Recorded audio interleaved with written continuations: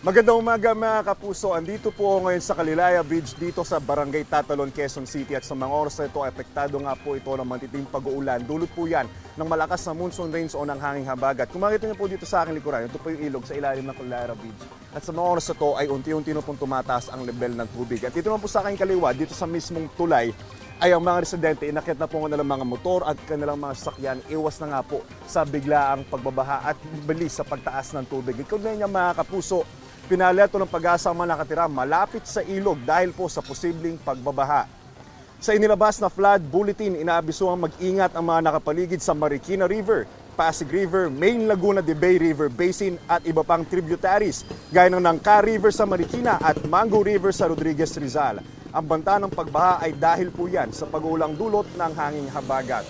Paalala mga kapuso, manatili po tayong updated para manatili po tayong ligtas pasalo po sa mga ganitong pagkakataon. Ingat po tayong lahat mga kapuso.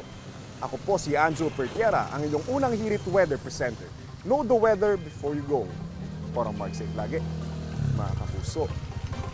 Kapuso, para laging una ka sa mga balita, bisitahin at mag-subscribe sa GMA Integrated News sa YouTube. Sa mga kapuso abroad, samahan nyo kami sa GMA Pinoy TV at sa www.gmanews.tv.